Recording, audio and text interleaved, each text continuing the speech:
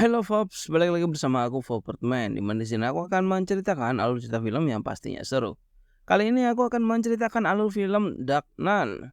Cerita berfokus pada upaya Suster Junia untuk menyelamatkan seorang anak laki-laki bernama Hee-jun, diperankan oleh Moon Woo-jin, yang dirasuki oleh roh jahat. Dalam misinya, Suster Junia bekerja sama dengan Suster Mikaela, John Yeon Bin, yang awalnya skeptis namun kemudian terlibat dalam penyelidikan tersebut. Mereka menghadapi serangkaian peristiwa menakutkan yang mengungkap rahasia kelam yang tersembunyi di dalam biara tempat mereka tinggal. Ya tak usah menunggu lama-lama lagi, kita langsung simak saja ceritanya. Tapi tunggu dulu, jangan lupa pamit ke ibu kalian karena kalian akan menghilang selama 10 menit ke depan. Musik. You slept away the morning, the things that you would miss, like laughter from the kitchen, or a memory like this. Laburkan mesa seres, laburkan cinta. Aroma 100. Menampilkan seseorang yang sedang kerasukan iblis dan dua orang lainnya yang sedang berusaha mengeluarkannya. Lalu diperlihatkan seorang biarawati memakai jubahnya. Dirinya datang atas utusan dari Ordo Suster Pembebasan.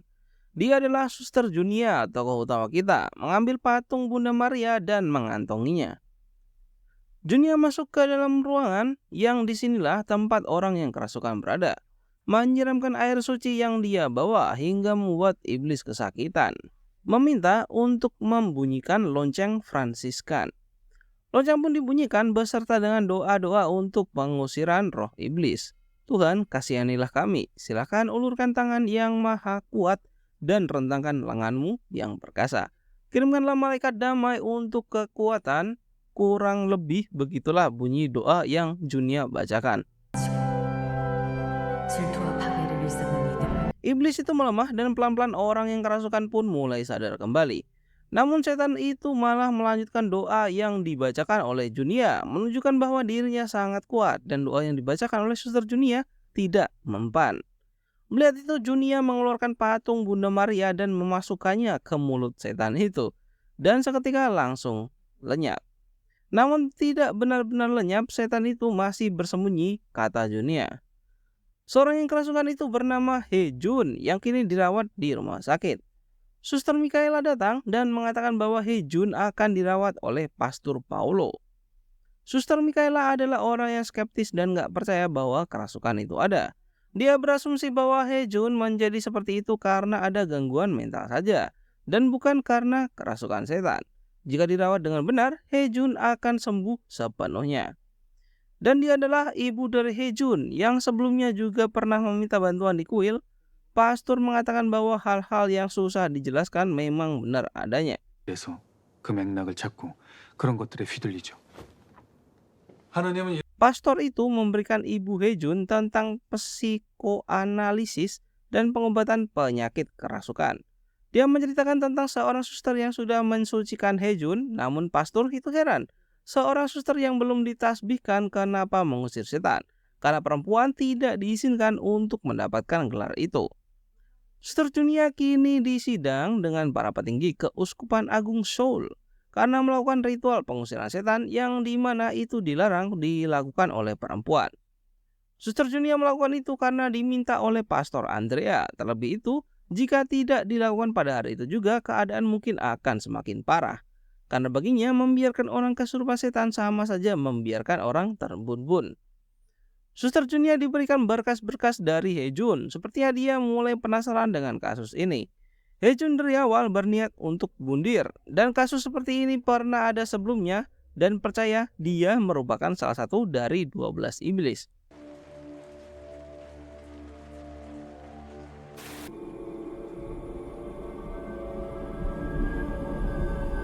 Suster Junia melakukan USG dan mendapati bahwa rahimnya terdapat sesuatu yang abnormal, dan itu merupakan kanker. Dan setelah itu melakukan janji bertemu dengan Pastor Paulo. 예약 일정은 여기 간호사실 박형근 바오로 신부님.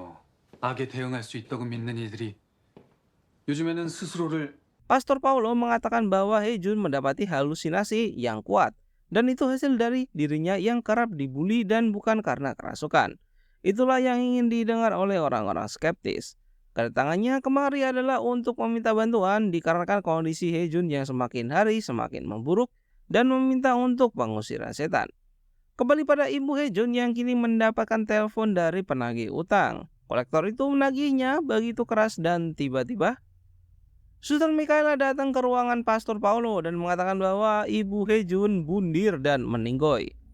Ibu Hejun menusuk matanya menggunakan sumpit makan dan melompat dari lantai atas. 진정제를 투여한 상태입니다. 깨어나서 알게 되면 자해 위험이 있으니까. Suster Junia melihat banyak sekali roh-roh jahat yang berada di rumah sakit ini dan membacakan doa. Suster Mikaela yang melihat itu merasa heran. 주 예수 그리스도 이름으로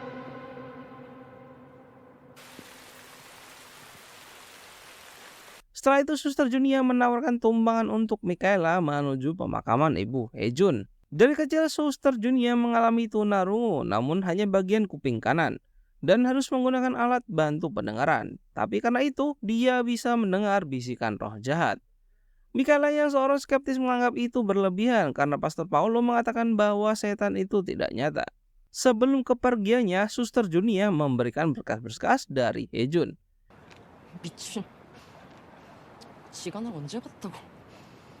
Di kamarnya, Mikaela mendengarkan suara-suara rekaman dari pengusiran setan Hejun dan membaca berkas-berkasnya. Mikaela mengeluarkan kartu-kartu dari buku, itu seperti kartu-kartu tarot. Mengambil 2 kartu, membukanya, 2 kartu itu adalah kartu Devil dan kartu pendeta wanita. Kita diberikan flashback di mana Mikaela masih kecil dan terdapat seseorang wanita yang memberikan kartu itu agar Mikaela menyimpannya. Namun setelah itu Mikaela kecil membuka kamarnya dan melihat temannya gantung diri. Setelah kejadian itu Mikaela kecil mengalami depresi dan melakukan beberapa ritual pengusiran roh jahat. Dia berlari ke ladang luas dan mendapati domba hitam bertanduk.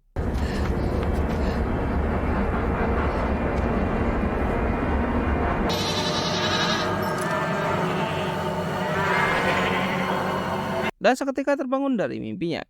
Karena suara HP-nya, Suster Junia menelponnya dan mengetahui bahwa akhir-akhir ini pasti dia mimpi buruk dan melihat domba. Keesokan paginya Suster Junia beserta Hejun mengajak Suster Mikaela pergi menuju ke Kelurahan Juan di Icheon untuk bertemu dengan dukun. 예약자 성함이 Akhirnya sampai di kuil, dia adalah Hyowon, dukun yang Junia maksud, yang dulu pernah menjadi biarawati. Kenapa Suster Junia mengajak Mikaela? Karena Junia tahu bahwa Mikaela mempunyai bakat, hanya saja belum menyadarinya. Hejun hanya duduk di kursi rodanya dan melihat para gerombolan anjing yang sedang makan, sebelum akhirnya melakukan prosesi ritual. 사주도 그렇고 Walaupun roh-rohnya berhasil keluar, namun roh-roh keluarganya masih tetap akan bersemayam. Itu merupakan setan hamil. Itu terjadi karena ibunya dirasuki ketika mengandung Hejun. Mendengar itu, Suster Junia meminta untuk segera memanggil dukun Dameon. Prosesi pembersihan roh pun dilakukan. Orang yang tercipta dari air harus disucikan menggunakan air juga.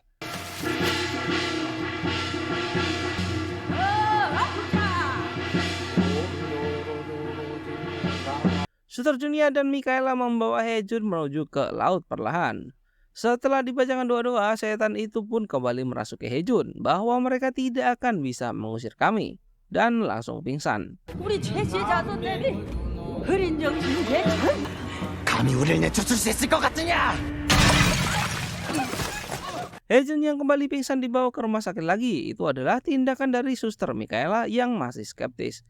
Jika Hejun berada di rumah sakit, maka orang lain akan celaka. Suster Mikaela pergi dan berkata bahwa dia tidak bisa membantunya lagi. Pastor Paulo memarahi Mikaela karena membawa Hejun keluar. Pastor berjanji akan menyembuhkan Hejun tanpa melakukan pengusiran setan dan dengan medis. Di dalam koridor, Suster Mikaela bertemu dengan pasien wanita parubaya. Berterima kasih kepadanya karena dia akan melihat anak laki-lakinya lagi. Menjabat tangan suster dan tiba-tiba berubah menjadi horor. Ternyata pasien itu telah meninggoy dan yang dilihat Mikaela merupakan arwahnya yang datang untuk berterima kasih. 그래서 다툼이 일어나기도 합니다. Di malam hari di dalam kediaman Suster Junia dalam keadaan hujan, Suster Mikaela datang untuk mengatakan bahwa Pastor Paulo membawa Hejun menuju ke biara yang terisolasi. dan akan merawatnya dengan biarawan yang ada di sana. Itu tidak hal yang baik. Dulunya itu merupakan kapel. Kapel adalah bangunan atau bagian dari bangunan yang digunakan sebagai tempat ibadah, khususnya bagi umat Kristen, yang bisa berdiri sendiri atau menjadi bagian dari bangunan lain seperti gereja besar, rumah sakit, atau institusi lainnya. Suasana horornya kerasa banget ditambah dengan kabut yang sangat tebal. Kedua suster itu menuju biara dengan membawa jerigen berisi air suci, bertemu dengan Pastor Paulo di dalamnya. 박 신부님, Hejun ditempatkan di sebuah ruangan yang di pintunya digembok dan dihalangi oleh beberapa lemari. Mereka masuk ke dalam ruangan tersebut dan mendapati Hejun sudah dalam mode kerasukannya. 안부 전해달래. 그동안 두 사람 잘 살았냐고. Dengan oceh-ocehan dari setan ini, Pastor Paulo tiba-tiba mencekik dirinya sendiri hingga terjatuh. Suster Junia menggores tangannya hingga berdarah dan membiarkan tetesannya masuk ke dalam air suci. Energinya sangat dahsyat hingga membuat patung Bunda Maria yang sangat besar ini terjatuh. Dengan sigap Suster Junia lari dan menolong Hejun. Namun itu malah menjadi petaka, setan itu mencekik Suster Junia. Mikaela yang melihat itu pun bingung. Pastor Paulo mencekik dirinya sendiri sedangkan Suster Junia dicekik oleh setan. Suster Mikaela lari mengambil air sucinya dan menyiramkannya ke Hejun. Hejun tersadar dan memeluk Suster Junia, menangis dan meminta untuk membun-bun dirinya saja. Suster Mikaela dan Suster Junia pergi keluar, duduk di luar rumah sakit sambil meminum Coca-Cola. Beneran Coca-Cola. Mikaela menanyakan apa kunci untuk menyelesaikan pemanggilan roh. Suster Junia hanya menjawab pengakuan dosa. 자배. Suster Mikaela menjelaskan arti dari kartu nomor 5 kode rahasia Paus. Di bawah Paus terdapat 2 pendeta. Walaupun digambarkan sebagai Paus, namun tidak selalu bermakna seperti itu, melainkan merujuk pada orang-orang yang memiliki kemampuan ilahi dan menjelaskan beberapa kartu lainnya. Yang itu merupakan kartu perkumpulan Fajar Cahaya Emas, terdiri dari beberapa biarawan yang mempelajari mistisme di gereja pada masa abad pertengahan. Suster Junia melihat para kartu Paus. 2 pendeta yang dimaksud adalah Suster Junia dan Mikaela, dan Paus yang belum diketahui, dan kini mereka menuju ke orang tersebut. Suster Junia menuju ke gereja dan bertemu dengan Pastor Andrea.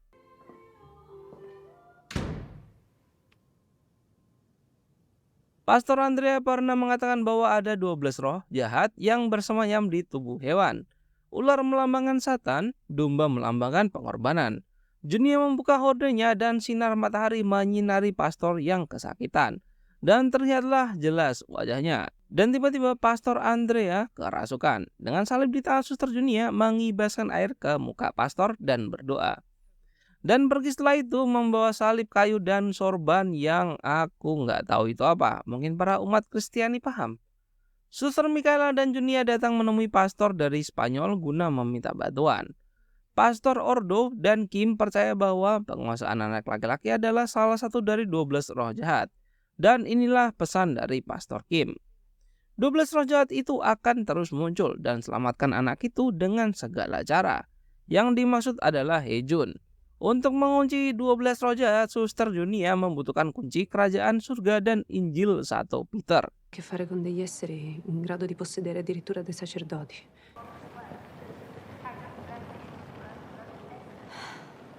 Mereka kembali menemui Dukun Hyowon. Hari pertama bulan lunar, jam tikus, itulah jam di mana semua kekuatan berkumpul. Dan semua urusan harus diselesaikan sebelum jam sapi. Suster Junia menemui rumah Keuskupan Agung di Seoul untuk meminta perizinan. Ritual akan dilakukan di rumah Hejun karena itu tempat sepi. Namun dengan syarat harus ditemani oleh Pastor Paulo. Suster Junia ragu mengingat pastor itu belum sepenuhnya percaya pengusiran setan.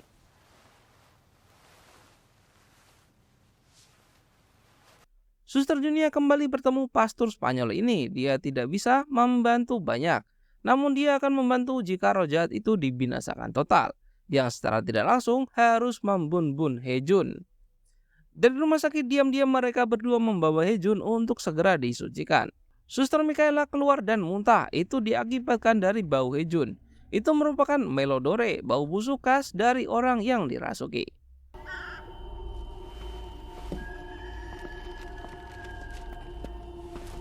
Dengan menggunakan kursi roda, Hejun dibawa masuk ke dalam rumahnya untuk melakukan prosesi pengusiran setan.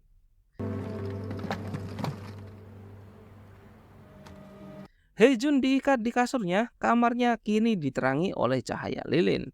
Di sini dijelaskan bahwa ada entitas leluhur yang membawa Hejun lahir ke dunia dan terpilih menjadi penyihir. 저 집 할머니들도 도우시겠지. Mikaela mulai berdoa meminta izin serta menaburkan serbuk mengitari kasur Hejun. Meminta Mikaela untuk mengecek detak jantung Hejun menggunakan stetoskop, yang membuat Mikaela terkejut karena tiba-tiba matanya terbuka.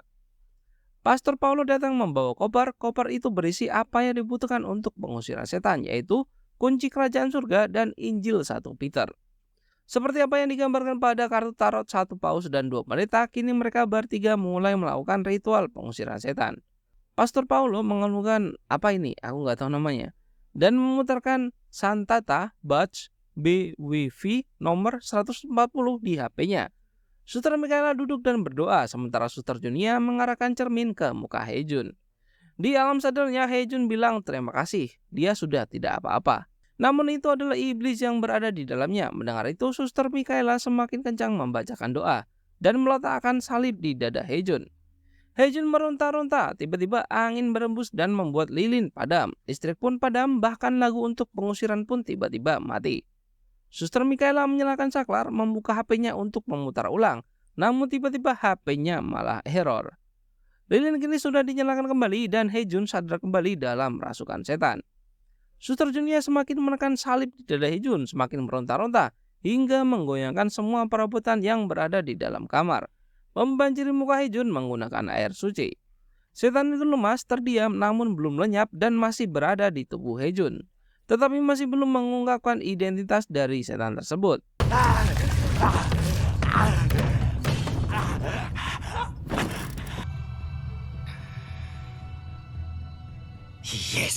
Yang awalnya menggunakan bahasa Korea, kini setan itu berbicara menggunakan bahasa Spanyol.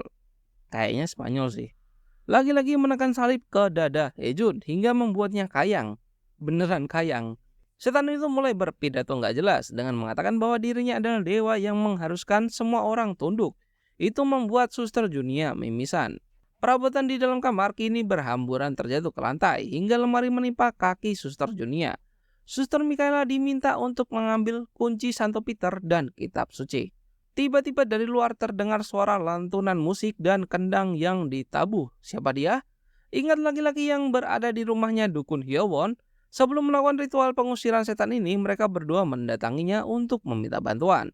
Dia adalah Aedong. Ketika berada di rumah Dukun Hyowon, sebelum melakukan ritual, Hejun sudah berniat untuk bundir.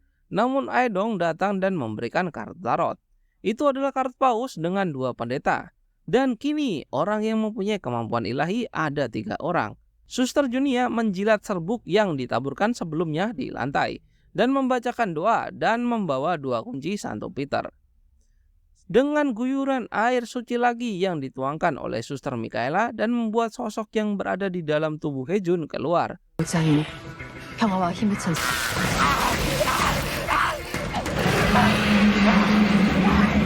Angin semakin kencang, pukulan kendang semakin kencang, dan bacaan doa makin kencang dikumandangkan, membuat setan itu semakin meronta-ronta. Sosok lain dari setan itu berbicara, bisa ngoceh-ngoceh gak jelas, setelah dimasukkan salib ke mulutnya. Suster Junia berniat menyegel setan itu ke dalam perutnya.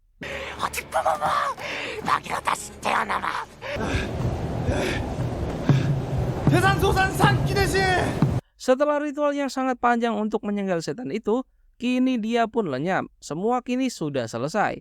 Namun dampak dari itu tiba-tiba rumah itu meledak dan api mulai membakar rumah perlahan. Hejun berhasil diselamatkan dari kobaran api, namun kedua suster masih di dalam. Setan itu kini tersegel di dalam perut Suster Junia, meminta Mikaela untuk melakukan ritual terakhir, yaitu membawa Hejun ke gereja terdekat dan membunyikan lonceng 3 kali agar suster mendengarnya. Namun itu akan membuat dirinya juga ikut terbun-bun karena setannya berada di perutnya. Tidak ada pilihan lain, Suster Mikaela dan Aedong membawa Hejun ke gereja menggunakan mobil. Tidak semudah itu, seluruh kota kini dilanda macet karena tiba-tiba tikus keluar ke jalanan dan memutuskan untuk berlari menuju gereja. Suster Mikaela bergegas lari menuju gereja, meninggalkan Aedong dan Hejun di jalan agar tidak menghambat. Kini sampailah di gereja dan membunyikan lonceng yang sangat besar ini. Suaranya sangat keras hingga terdengar ke seluruh kota.